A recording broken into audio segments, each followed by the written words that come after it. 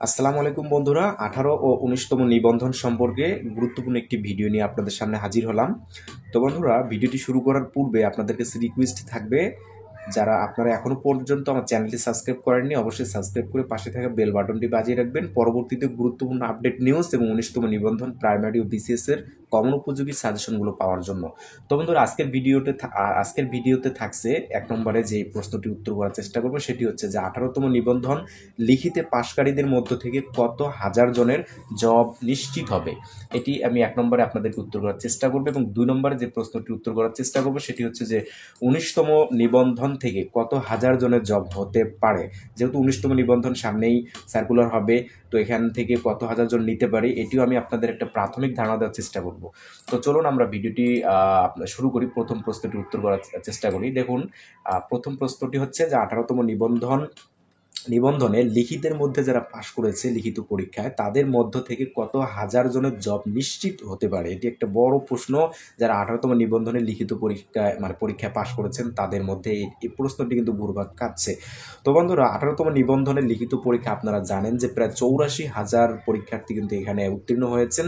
তো 84,000 পরীক্ষার্থীর মধ্য থেকে কিন্তু 84,000 পরীক্ষার্থীরই কিন্তু জব হবে না।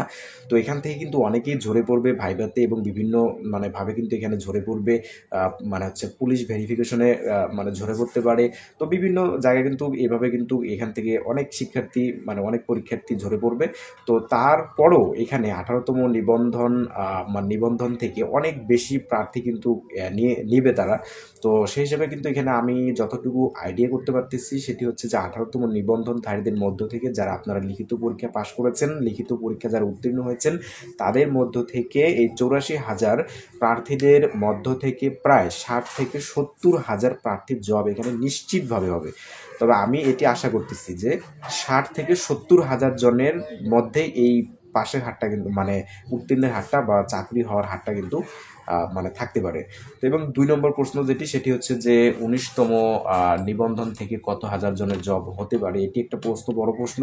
তো 19তম নিবন্ধনের সার্কুলার সামনেই হবে। তো আমি এতটুকু আপনাদেরকে বলতে চাই যে 19তম নিবন্ধন থেকে যে পরিমাণ প্রার্থী নিবে, 17তম নিবন্ধনে কিন্তু সে পরিমাণ প্রার্থী নেয়নি। অর্থাৎ হচ্ছে 17তম নিবন্ধনে যে পরিমাণ প্রার্থী নিয়েছে বা জব যে পরিমাণ হয়েছে তার চেয়ে বেশি পরিমাণ কিন্তু জব এই 19তম নিবন্ধন থেকে নিবে বা হবে।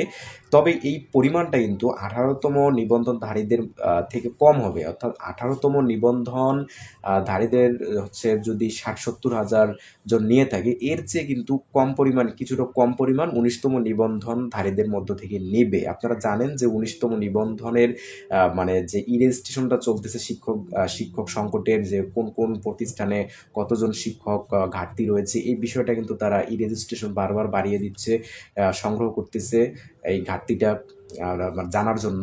তো সেই হিসেবে কিন্তু বলা যাচ্ছে বন্ধুরা, এক কথায় সেটি হচ্ছে যে 17তম নিবন্ধনধারীদের যে পরিমাণ জব হয়েছে তার চেয়ে অনেক অনেক বেশি পরিমাণের জব 19তম নিবন্ধনধারীদের হবে, এবং 18তম নিবন্ধনধারীদের থেকে কম।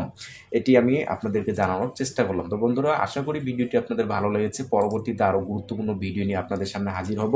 19তম নিবন্ধন সম্পর্কে, 18তম নিবন্ধন সম্পর্কে এবং প্রাইমারি বিসিএস সম্পর্কে সকল ভিডিওগুলো পাওয়ার জন্য এবং সাজেশন ভিডিওগুলো পাওয়ার জন্য অবশ্যই চ্যানেলটি সাবস্ক্রাইব করতে কোনোভাবেই ভুলবেন না। সবাইকে ধন্যবাদ জানিয়ে আজকের মতো ভিডিওটি এখানে শেষ করে দিচ্ছি। আল্লাহ হাফেজ।